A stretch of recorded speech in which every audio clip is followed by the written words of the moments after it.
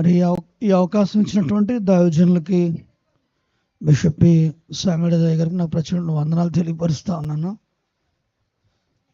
మామూలుగా ఒక 15-20 నిమిషాల్లో నేను వర్తమానం ముగిస్తాను. దయచేసి ఏకీవించండి. చిన్న ప్రార్థన చేసుకుందాం. దయచేసి ప్రార్థనలో ఏకీవించండి. పరిశుద్ధుడా, పరిపూర్ణుడా, నీ పరిశుద్ధ పాదములకు వందనాలు, స్తోత్రాలు చెల్లిస్తున్నాం తండ్రి.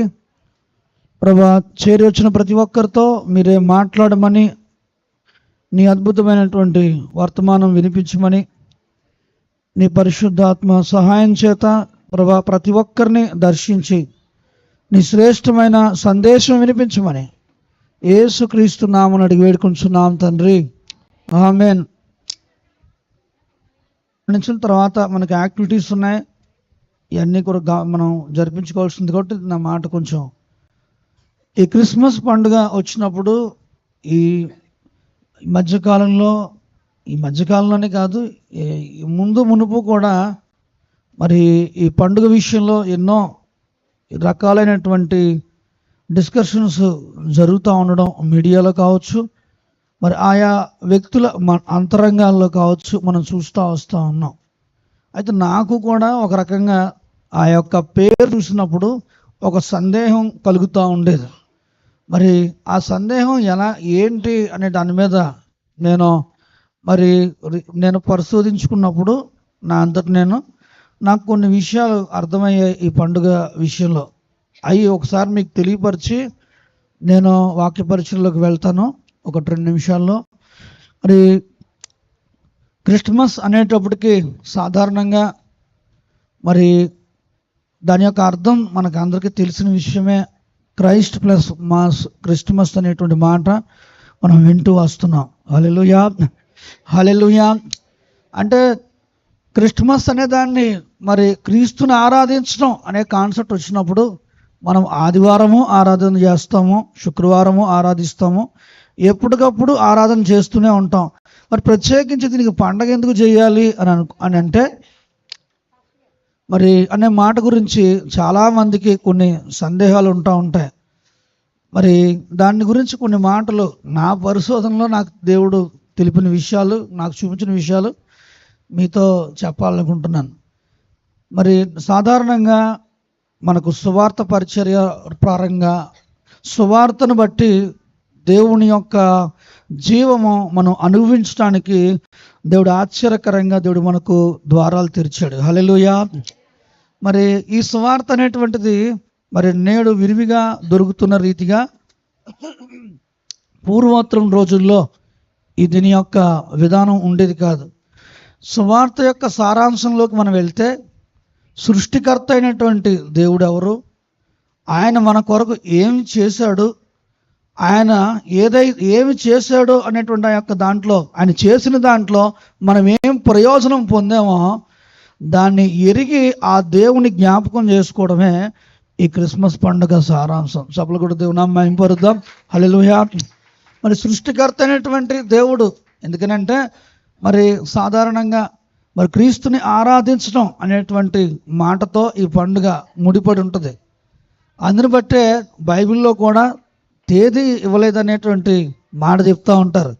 తేదీ ఇస్తే ఏం చేస్తామంటే ఆ రోజే మనం వ్యాపారం స్టార్ట్ చేస్తాం అనుకోండి, ఇది చాలా పుణ్య దినం అని చెప్పేసి ఏం చేస్తాం, ఎక్కడ ఉంటాం మనం, వ్యాపార స్థలంలో ఉంటాం. ఆ రోజే మళ్ళీ ఇది ఒకవేళ డేట్ అదే నిర్ధారణ చేసి చెప్పేసాడు అనుకోండి, అప్పుడే గృహప్రవేశం పెట్టుకుంటాం మనం. అప్పుడే ఆ రోజే మంచి వ్యాపారంగా చేసుకుంటాం. ఆ రోజే ఉద్యోగం అనుకోండి, మంచి తేదీ, అప్పుడే వెళ్ళి జాయిన్ అవుతారు. మరి ఆ రోజు ఆ దినం కూడా విగ్రహంగా చేసేటువంటి అలాంటి అలవాట్లు ఉన్నాయి. ఎందుకంటే చిన్నప్పుడు మా ఫ్రెండ్ ఒక వృత్తాంతం చెప్పాడు. వాళ్ళ నాన్నగారు చనిపోయాడట. చనిపోతే ఆయన చనిపోయిన దినం ఏంటంటే సంక్రాంతి రోజు. ఆవిడ యవన ప్రాయంలో ఉండగా వాళ్ళ నాన్నగారు చనిపోయారు వాళ్ళ అమ్మగారికి. ఆవిడ ఎంతో ఏడుస్తూ ఉందట. ఏడుస్తూ ఉంటే పెద్దోళ్ళు ఇలాగ మీలాంటి వాళ్ళే పెద్దోళ్ళు వచ్చి, పోన్లే అమ్మ, పోతే పోయాడు, మరి సంక్రాంతి పూట పోయాడు కదా, స్వర్గలోకం ద్వారాలు తెరుస్తుంటాయి అని ఓదారుతున్నారంట వాళ్ళు. జోక్ అర్థమైంది కదా మీకు? సో అప్పుడు ఇంకా ఆవిడ మొదలుపెట్టిందంట, పోతే పోయాడు, సంక్రాంతి రోజున పోయాడు కాబట్టి. అంటే ఆ పండగ పేరు చెప్తున్నాను, మరోలా అనుకోవద్దు.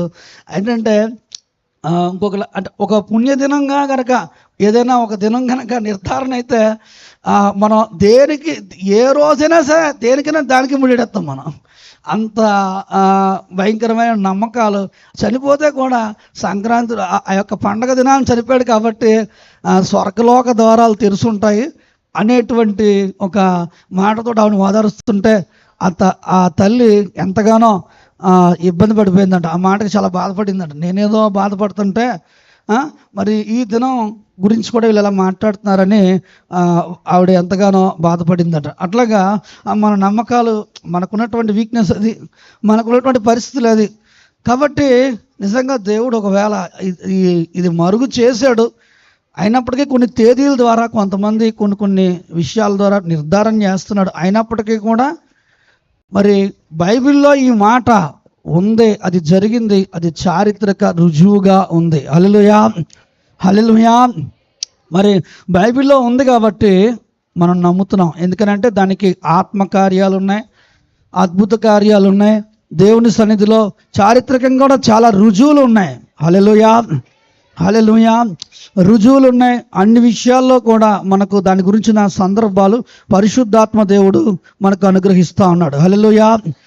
మరి ఈ క్రిస్మస్ సందర్భంలో మరి ఒక ముఖ్యంగా జ్ఞాపకం చేసుకోవాల్సిన ఒక విషయం ఏంటంటే, దేవుడు ఏమై ఉన్నాడు, మన కొరకు ఆయన ఏం చేశాడు అనే విషయాన్ని జ్ఞాపకం చేసుకుంటూ దేవుని కృతజ్ఞతతో ఆరాధించటమే క్రిస్మస్ పండుగ యొక్క ముఖ్య ఉద్దేశం. హల్లెలూయా, హల్లెలూయా. మరి దేవుడు ఏమై ఉన్నాడు, మరి ఆయన మరి ఆ సృష్టికర్త అయిన దేవుడై ఉండి మానవాకారం దాల్చి ఈ లోకానికి దిగివచ్చాడు. ఉన్నతుడైన దేవుడు మనల్ని ఉన్నతంగా నిలబెట్టడం కొరకు, ఉన్నత స్థలాలకు ఎక్కించడం కొరకు ఆయన దీనుడై ఈ లోకానికి దిగివచ్చాడు. అదే క్రిస్మస్ పండుగ యొక్క మరి సారాంశం. హల్లెలూయా. కాబట్టి దేవుని సన్నిధిలో మనము ఈ మనోహరమైనటువంటి పండుగని నిజంగా మనం స్వార్థ పండుగగా చేసుకోవచ్చు, కృతజ్ఞత పండుగ కూడా చేసుకోవచ్చు. హల్లెలూయా. మరి సువార్త పండుగ అని అంటే ఎందుకనంటే మరి మనం ఈ యొక్క పండుగ ద్వారా చుట్టాలను పిలుచుకుంటాం, బంధువులను పిలుచుకుంటాం, ఇరుగు పొరుగు వారిని పిలుస్తాం. మరి దేవుని యొక్క సువర్తమానం తాలూకా విషయాలన్నీ కూడా తెలియపరుస్తాం. ఆ రీతిగా దేవుని యొక్క నామాన్ని మహిమపరుస్తాం. అలాగే మరి అది అందువల్ల ఈ యొక్క పండుగకి సువార్త పండుగ. చూడండి, అందుకని మేము రెండు సంఘాల వాళ్ళు కూడా ఇక్కడ కలిసారు. ఇంకా వీరు ఆహ్వానించగా ఆ ఫ్రెండ్స్, స్నేహితులు కూడా ఈ స్థలంలోకి వచ్చారు. మా ఆహ్వానాన్ని మన్నించి వచ్చినటువంటి మా యొక్క మరి స్నేహితులకు, మరి బంధువులకు, శ్రేయోభిలాషులకు కూడా నా ప్రత్యేకమైన మరి శుభాలు తెలియపరుస్తూ ఉన్నాను. హల్లెలూయా. దేవుడు మిమ్మల్ని దీవించి ఆశీర్వదించును గాక. హల్లెలూయా. మరి దేవుని సన్నిధానంలో మరి కృతజ్ఞత పండుగ అనేటప్పుడు నిజంగా దేవుని సన్నిధానంలో దేవుడిచ్చిన అమూల్య రక్షణ బట్టి ఆ రక్షణల గురించి ధ్యానిస్తూ ఆ రక్షణ ద్వారా వచ్చే ఆ నిరీక్షణ సంబంధమైన ఆ లోకం కొరకైన ఆ యొక్క విషయాలని జ్ఞాపకం చేసుకుంటూ, ఆ మోక్షరాజ్యాన్ని జ్ఞాపకం చేసుకుంటూ మనోహరంగా దేవుని ఆరాధించడానికి మనం ఏర్పాటు చేసుకున్న అద్భుతమైన పండుగ మరి ఈ యొక్క అద్భుతమైన క్రిస్మస్ పండుగ. హల్లెలూయా, హల్లెలూయా. దేవుడు అనుగ్రహించే రక్షణ చాలా ఉన్నతమైందండి. ఎందుకనంటే మనము రక్షణ ఆనందం లేకుండా, రక్షణ అనుభవం లేకుండా మరి ఈ క్రిస్మస్ ప్రస్తావన చేయలేం. ఒక వ్యక్తి జీవితంలో క్రీస్తు జన్మించినప్పుడే, ఒక వ్యక్తి జీవితంలో క్రీస్తు ప్రవేశించినప్పుడే ఆ వ్యక్తి జీవితంలో నిజ క్రిస్మస్ ఆనందాన్ని పొందుతాడు. హల్లెలూయా, హల్లెలూయా. ఒక వ్యక్తి జీవితంలో, ఒక వ్యక్తి హృదయంలోకి ఎప్పుడైతే యేసయ్య మరి ప్రవేశిస్తాడో, ఒక వ్యక్తి తన హృదయంలో ఎప్పుడైతే యేసుక్రీస్తు ప్రభు వారికి స్థానం ఇస్తాడో ఆ వ్యక్తి జీవితంలో మరి నిజ క్రిస్మస్ ఆనందాన్ని పొందుకుంటాడు. చప్పలు కూడా దేవుని నామం పరుద్దాం. హల్లెలూయా. ఎందుకంటే దేవుడు అనుగ్రహించే రక్షణ చాలా ప్రాముఖ్యమైనది. నువ్వు క్రీస్తులో ఇంకా క్రొత్తగా జన్మించలేకపోతే, నువ్వు ఆయనలో నూతన జన్మ నీకు రాలేకపోతే, మనము ఎన్ని మరి క్యాండిల్ సర్వీస్ చేసినా, మరి ఎన్ని కేకులు కోసినా మనకు దాని ద్వారా ఎటువంటి ప్రయోజనం ఉండదు. కాబట్టి ఈరోజు మంచి సర్వీసెస్ మనం చేసుకుంటూ వెళ్తున్నాం. నిజంగా అవన్నీ ఒక అర్థవంతంతో కూడినవండి. మనం వాటిని చిన్నగా తక్కువగా చేయడానికి ఏం వీల్లేదు. ప్రతి అంశం కూడా స్కాలర్స్ పెద్ద పెద్ద వాళ్ళు చాలా ఆలోచించి నాకు అదే ఆశ్చర్యం వేస్తుంది. జీసస్ బర్త్డే డే అని పెట్టాలి, అసలు జీసస్ బర్త్డే అని పెట్టాలి. వాళ్ళకి తెలివితేటలుగా మనలాంటి మహాజ్ఞానులు వస్తారని తెలిసే వాళ్ళు క్రైస్ట్ ప్లస్ మాస్ క్రిస్మస్ అని పెట్టారు. హల్లెలూయా. అంటే ఈ క్రిస్మస్ నాడు నువ్వు సృష్టికర్త ఎవరో ఏంటో తెలుసుకో, ఆయన తెలుసుకుని ఆయన ఏం చేశాడో తెలుసుకో, దాని ద్వారా వచ్చే ప్రయోజనాన్ని గురించి ఆలోచించు, దాన్ని బట్టి ఆయన ఆరాధించు. హల్లెలూయా. దీనికి డేట్ ఏం అవసరం ఉందండి? దీనికి తిథి ముహూర్తం ఏం అవసరం ఉంది? అంతే కదండి. హల్లెలూయా. చాలా ఒక దూరదృష్టితో మరి గొప్ప గొప్ప స్కాలర్స్ ఈ యొక్క పండుగ పేరుని నిర్ణయించి పెట్టారు. హల్లెలూయా. హల్లెలూయా. మరి ఎంతగానో దీన్ని బట్టి మనము సంతోషించాలి. ఎందుకనంటే దేవుని సన్నిధిలో ఈ దినాన మరి అనేకులకు తెలియని వారికి యేసయ్య గురించి చెప్పండి. మరి మీకు ఇంకా ఎవరైతే బంధువులు స్నేహితులు ఉన్నారో మనకి ఈ దినాలు ఉన్నాయి కాబట్టి ఏ క్రిస్మస్ సందర్భాలు ఉన్నా మరి ఈ సమయంలో, ఎందుకనంటే మరి ఈ సందర్భాల్లో వారికి తీసుకొచ్చి కాస్త వాక్యం వినిపించడం అని, మరి దేవుని సన్నిధిలో వారికి చక్కటి మరి ఆతిథ్యాలు చేయడం అని, ఇలాంటి కార్యక్రమాల ద్వారా ఒకవేళ మీరు దేవుని గురించి అందించగలిగితే వారికి దేవుడు ఏదో ఒక రూపాన ఆ కార్యం జరిగించి వారి జీవితాల్లో గొప్ప అద్భుతాన్ని చేస్తాడు. హల్లెలూయా. కాబట్టి దేవుని సన్నిధిలో క్రిస్మస్ పండుగ అంటే అది సువార్త పండుగ, అది రక్షణ పండుగ, అది కృతజ్ఞత పండుగ. హల్లెలూయా. హల్లెలూయా. అందుకే చూడండి, కీర్తనల గ్రంథము 2వ అధ్యాయము, కీర్తన గ్రంథము 2వ అధ్యాయము 12వ వచనంలో ఉన్న మాట చదువుదాం ఒకసారి. కుమారుని ముద్దు పెట్టుకునుడి, లేని ఎడల ఆయనను కోపించు.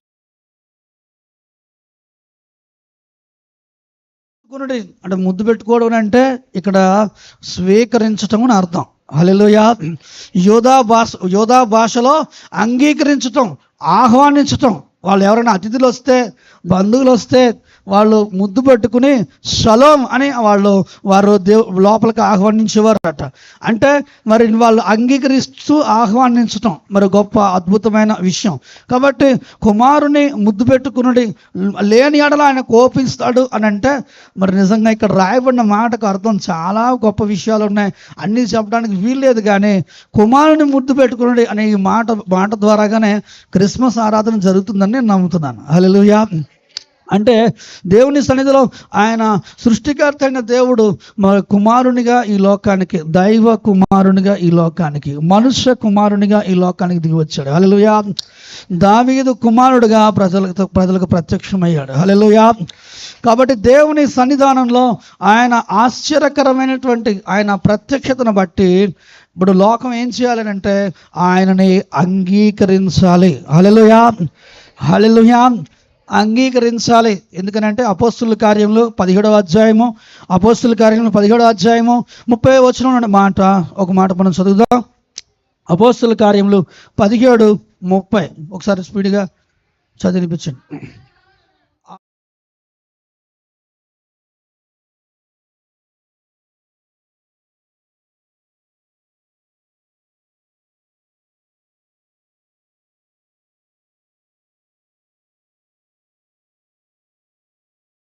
హల్లెలూయా. హల్లెలూయా. ఆ దినాల్లో దేవుడు మరి ఒక విధంగా చెప్పాలంటే ఆయన ఆ యొక్క అజ్ఞాన కాలం, అంటే అక్కడ జ్ఞానం లేదు, దేవుని వాక్య జ్ఞానం లేదు, దేవుని యొక్క వాక్య విధానం లేదు. అలాంటి సందర్భాల్లో మరి ఆ దేవుడు చూడనట్టుగా ఉన్నాడట. ఇప్పుడైతే అంతటా అందరూ కూడా మారు మనసు పొందాలని దేవుని చిత్తమై ఉన్నది. హల్లెలూయా. హల్లెలూయా. ఒకప్పుడు మనము ఎక్స్మాస్ చేసేవాళ్ళం, మరి ఇప్పుడు మనము క్రిస్మస్ చేయాలని ఆయనకి ఇష్టం. హల్లెలూయా. హల్లెలూయా. ఒకప్పుడు తెలియబడని ఆ యొక్క విధానాల్లో మనం ఆరాధన చేసేవాళ్ళము, ఇప్పుడు ఆయననే ఆయనని గ్రహించి ఆయన పరిశీలనగా తెలుసుకుని ఆయన ఆరాధించాలని దేవుని యొక్క ఉద్దేశం. హల్లెలూయా. హల్లెలూయా. అంటే గ్రహింపుతో ఏ పని చేసినా కూడా మనం ఒక అర్థవంతంగా గ్రహింపుతో దేవుని ఆరాధించాలని తండ్రి అయిన దేవుని యొక్క చిత్తమై ఉన్నది. హల్లెలూయా. కాబట్టి దేవుని బిడ్డలుగా ఈ యొక్క సాయంకాలం వేళ అలాంటి అద్భుతమైన సందర్భాన్ని పురస్కరించుకుని ఈ దినాన చేరి ఉన్నాం. ఈ క్రిస్మస్ ద్వారాగా లోకానికి సంతోషం. హల్లెలూయా. దేవదూత చెప్తున్నాడు, ఇది సర్వజనులకు సంతోషకరమైన సువర్తమానం. మరి ఈ క్రిస్మస్ ద్వారా లోకానికి రక్షణ. హల్లెలూయా. మరి లోకానికి రక్షణ. అందుకే దావీదు పట్టణమందు మీ కొరకు రక్షకుడు పుట్టినాడని దేవదూత సాక్ష్యం ఇస్తున్నాడు. హల్లెలూయా. మరి ఆ యొక్క సందర్భాన్ని పురస్కరించుకుని వాళ్ళు ఏమని పాటలు పాడారు చదవండి ఒకసారి. 13-14 లూకా. సర్వోన్నతమైన స్థలములలో దేవునికి మహిమయు ఆయనకి ఇష్టలైన మనుషులకు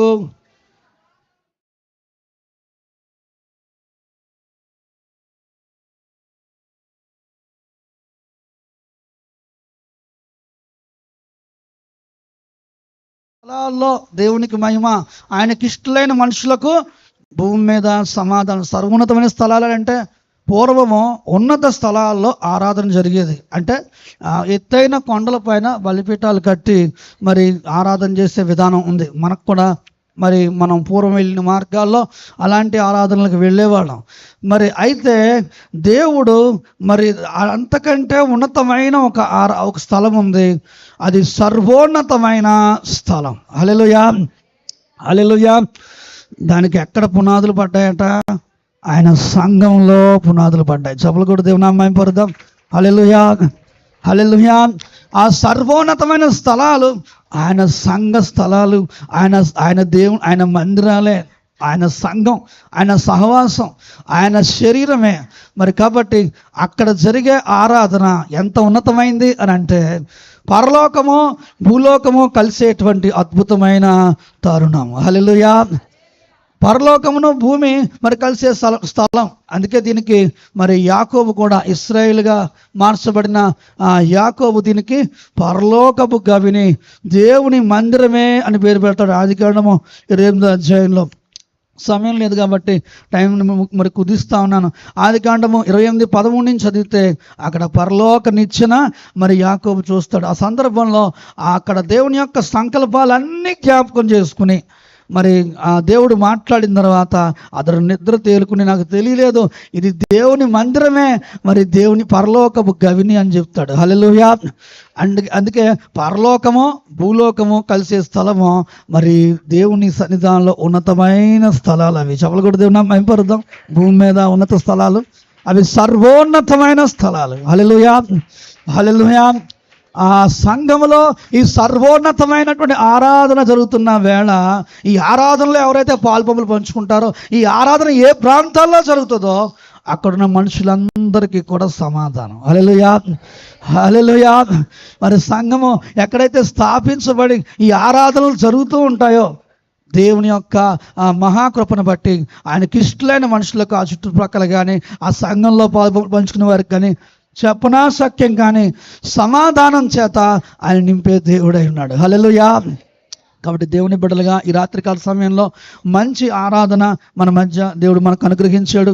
మన కుటుంబాల్లోనే ఆయన బలిపీఠాన్ని ఈ రీతిగా మరి దేవుడు అనుగ్రహించాడు. ఆయన సహవాసాన్ని దేవుడు అనుగ్రహించి ఉన్నతమైన ఆరాధన మరి క్రమాన్ని దేవుడు మనకు నేర్పిస్తూ మరి నిజంగా దేవుడు మంచి సేవకత్తులను నిలబెడుతూ ఈ రీతిగా మరి సహవాసంగా దేవుడు కడుతూ ఉన్నాడు. కాబట్టి ఈ క్రిస్మస్ పూట ఈ ఆరాధనకు విచ్చేయబడినటువంటి వారికి కానీ, ఈ ఆరాధనలో అనుదినం పాలు పంచుకుంటున్న వారికి కానీ, మరి ఈ చుట్టుప్రక్కల నివాసం ఉంటున్న వారికి కానీ మరి దేవుడు తన సమాధానాన్ని అనుగ్రహించును గాక. ఆమేన్. ఆయన సంతోషమును ఆయన యొక్క ఆదరణను సమృద్ధిగా దయచేయును గాక. ఎందుకనగా ఈ యొక్క మరి క్రిస్మస్ పండుగ మన పాపముల నుండి విడిపించి తద్వారా వచ్చేటువంటి భయంకరమైనటువంటి అశాంతిని, అసమాధానాన్ని తొలగించి ఆనందమును, సంతోషాన్ని నింపే పండుగ. హల్లెలూయా. అట్టి క్రిస్మస్ పండుగ విచ్చేసిన మరి పెద్దలందరికీ, మరి పిల్లలకి, అలాగే దైవజనులకు, మరి ఇక్కడ చేరొచ్చిన ప్రతి ఒక్కరికి కూడా నా ప్రత్యేకమైన వందనాలు, శుభాలు తెలియపరుస్తూ మరి నా మాటలని ముగిస్తూ ఉన్నాను. మరి ఈ యొక్క మరి అవకాశం ఇచ్చిన దైవజనులకు కూడా మరి నా ప్రత్యేకమైన వందనాలు తెలియపరుస్తూ మరి నా మాటలు ముగిస్తూ ఉన్నాను. థ్యాంక్ యూ టు ఆల్ అండి.